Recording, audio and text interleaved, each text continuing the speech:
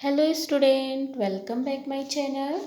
Student B A third year 6 semester का home science का आज हम सिलेबस डिस्कस करेंगे। जैसा कि आपको पहले से पता है स्टूडेंट, आपको 6 सेमेस्टर में 2 पेपर हैं और 2 प्रैक्टिकल हैं, जिसमें 2 पेपर आपका थ्योरी है और प्रैक्टिकल में एक आपका फाइल वर्क रहेगा और एक आपको प्रोजेक्ट भी बनाना है।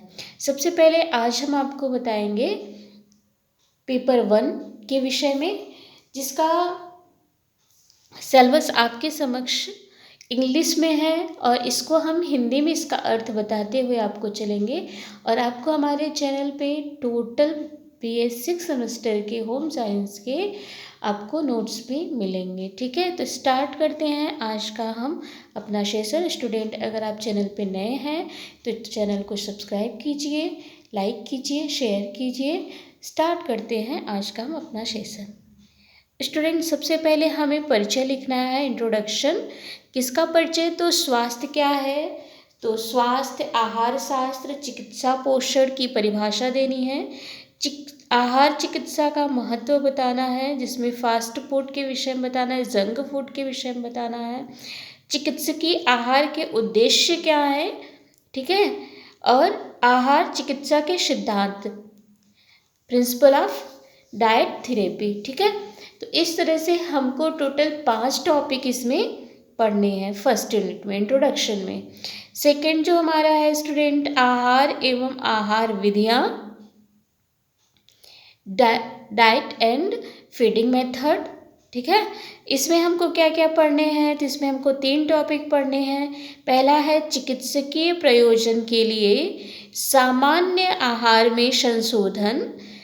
दूसरा है हमको संशोधन के तरीके पढ़ना, मेथड ऑफ मॉडिफिकेशन।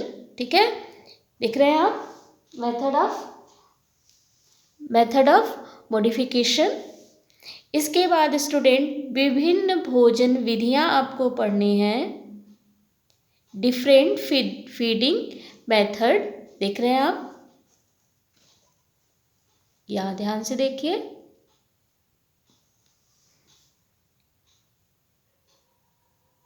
जिसमें मौखिक भोजन, मतलब जब मुख के माध्यम से ओरल आपको भोजन दिया जाता है, और एक ट्यूब के माध्यम से। किन्हीं आपातकालीन स्थिति में क्या होता है, जब व्यक्ति को सामान्य रूप से वो मुंह से आहार नहीं ले पाता है, तो नली के माध्यम से, आपने सुना होगा कि नली के माध्यम से भोजन कराया जा रहा है ना, तो उसी को कहते हैं ट्यूब फीडिंग। ठीक है स्टूडेंट, तो इसमें आपको पढ़ना है।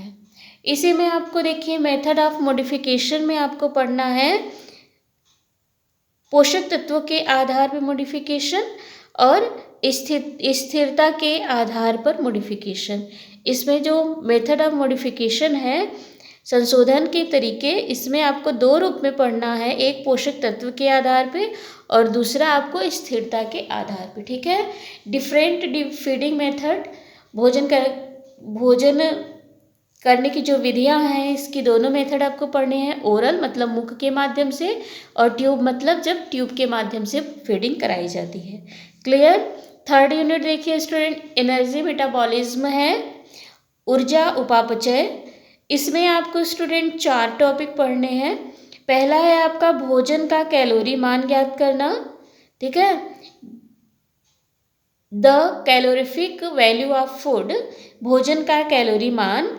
दूसरा है स्टूडेंट शरीर में ऊर्जा विनिमय का मापन, जो शरीर में ऊर्जा विनिमय होता है उसका मापन करने के लिए, तो इसमें दोनों मेथड आपको पढ़ने हैं। ऊर्जा मापन के 2 मेथड होते हैं स्टूडेंट, एक डायरेक्ट होता है, दूसरा इनडायरेक्ट होता है, तो आपको दोनों पढ़ने हैं। डायरेक्ट मतलब प्रत्यक्ष और अप्रत्यक्ष कैलोरीमीटर के द्वारा। ठीक है, थर्ड टॉपिक इसमें पढ़ना है आपको बेसल मेटाबॉलिज्म दर को प्रभावित करने वाले कारक। कौन कौन से ऐसे तत्व हैं जो कि बेसल मेटाबॉलिज्म रेट को प्रभावित करते हैं। ठीक है, और नेक्स्ट है आपको कुल ऊर्जा आवश्यकता को प्रभावित करने वाले कारक, ऐसे फैक्टर जो कुल ऊर्जा आवश्यकता को प्रभावित करते हैं, उनको पढ़ने हैं। ठीक है, और नेक्स्ट है हमारा 4th यूनिट है स्टूडेंट, ध्यान दीजिएगा। Diet during fever and infection, बुखार और संक्रमण के दौरान आहार। फोर्थ यूनिट में हमको क्या पढ़ना है, फीवर और इन्फेक्शन, मतलब जब व्यक्ति को बुखार हो, फीवर हो और संक्रमण हो तो उस दौरान कैसा आहार देना चाहिए। तो बुखार और संक्रमण के दौरान आहार, तो सबसे पहले आपको लिखना है स्टूडेंट कि बुखार किसे कहते हैं। इंट्रोडक्शन टू फीवर देख रहे हैं आप ना, तो फीवर का परिचय देना है, बुखार का परिचय, तीव्र बुखार, जड़ बुखार, इसके विषय में पढ़ना है। फिर इसके बाद आपको पढ़ना है बुखार के दौरान पोषण में महत्वपूर्ण परिवर्तन। फीवर के दौरान important change of nutrition during by fever, fever के दौरान क्या क्या चेंजेस होते हैं ये पढ़ने हैं, ठीक है। इसके बाद है आहार में संशोधन, मॉडिफिकेशन ऑफ द डाइट, मतलब जो आहार है उसमें क्या परिवर्तन किया जा सकता है फीवर के दौरान और संक्रमण के दौरान, ठीक है। नेक्स्ट यूनिट हमारा यूनिट नंबर 5 है स्टूडेंट, ध्यान से देखिएगा।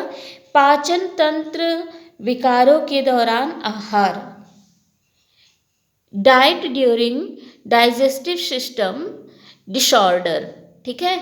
जो पाचन सिस्टम होते हैं, हमारे पाचन तंत्र होते हैं, जब वे खराब होते हैं, विकार में होते हैं, तो उस दौरान कैसा आहार देना चाहिए रोगी को, किस किस कंडीशन में है देखिए वो भी आपको बताया जा रहा है।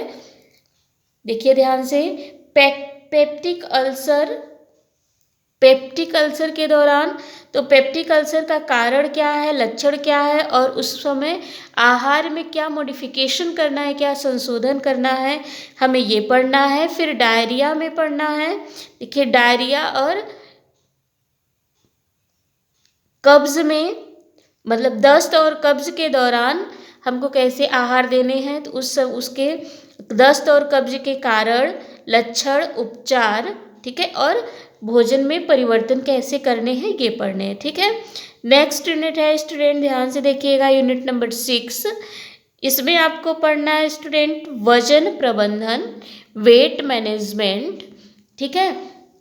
वजन प्रबंधन में आपको पढ़ना क्या है, तो अधिक वजन और मोटापा, ओवरवेट एंड ओबेसिटी, अधिक वजन और मोटापा का क्या क्या पढ़ना है। इंट्रोडक्शन टू ओबेसिटी, ठीक है, मोटापा का इंट्रोडक्शन, परिचय, ठीक, अधिक वजन और मोटापा का परिचय, फिर कारण, फिर आहार संशोधन, ठीक है, मतलब किस कारण से होता है और उस समय डाइट मॉडिफिकेशन, आहार में क्या संशोधन करना चाहिए।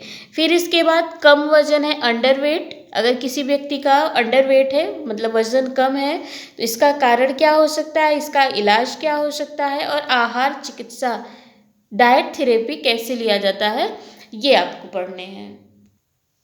नेक्स्ट हमारा यूनिट नंबर 7 है हृदय रोगों में चिकित्सकीय आहार।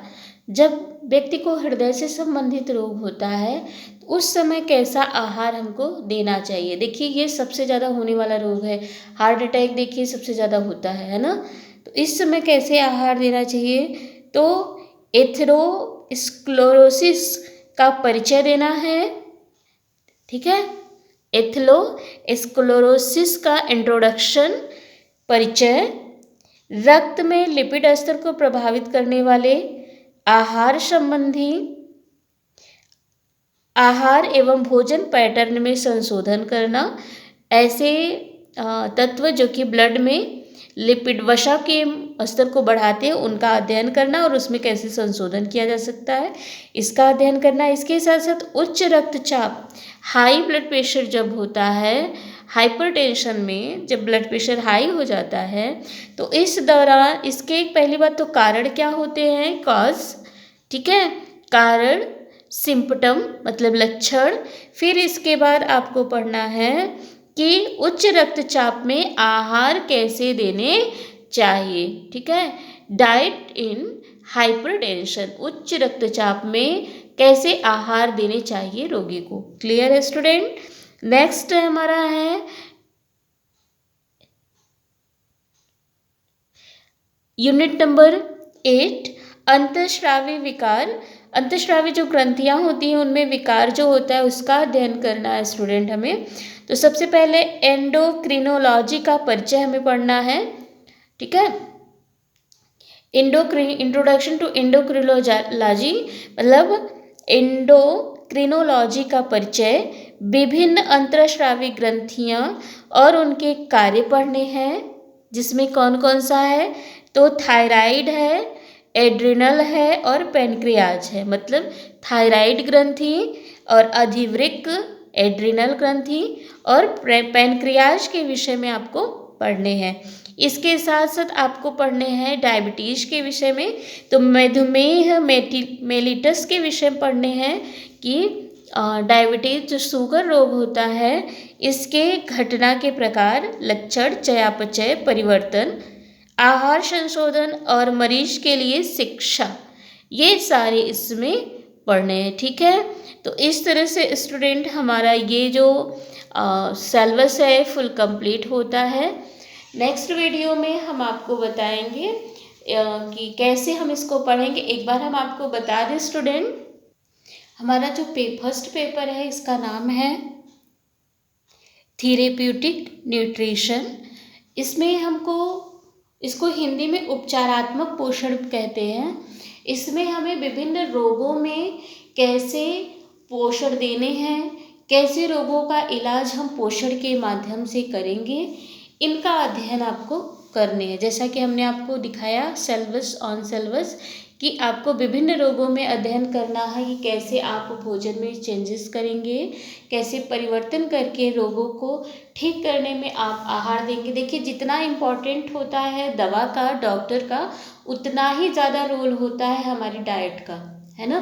तो जितना अच्छे से रोगी को आप आहार देंगे उतना जल्दी रोगी कवर होता है, कि आप अभी जानते हैं। कहने का मतलब है कि जो विभिन्न रोग होते हैं उसमें जो खान पान होता है वो बहुत महत्वपूर्ण भूमिका निभाता है। जितना इम्पोर्टेंट होता है कि सही समय पे रोगी को दवा मिले, उतना ही ज़्यादा इम्पोर्टेंट होता है कि उस रोग में कौन सा आहार देना चाहिए, कौन सा आहार नहीं देना चाहिए और किस आहार की मात्रा को बढ़ा देना चाहिए, किस आहार की मात्रा को घटा देना चाहिए। ये सारी चीज़ें इम्पॉर्टेंट होती है स्टूडेंट। तो आपको इस सिलेबस में आहार में कैसे चेंजेस करके रोगों में आप देंगे, यही सारी चीज़ें पढ़नी है, ठीक है। तो जो आपका थेरेप्यूटिक न्यूट्रिशन है, इसमें आप न्यूट्रिशन के माध्यम से उपचार करेंगे, ठीक। इसीलिए उपचारात्मक पोषण भी इसको कहते हैं। क्लियर ना। तो नेक्स्ट वीडियो में हम स्टार्ट करेंगे आपका सिलेबस, कहाँ से, इंट्रोडक्शन से, ठीक है। सबसे पहले पढ़ेंगे हम कि उपचारात्मक आहार कहते किसे हैं, इसका अर्थ क्या है, इसका महत्व क्या है, इसका उद्देश्य क्या है, ये सारी चीज़ें। स्टूडेंट अगर आप चैनल पर नए हैं तो चैनल को सब्सक्राइब कीजिए, लाइक कीजिए, शेयर कीजिए। Thank you for watching my video.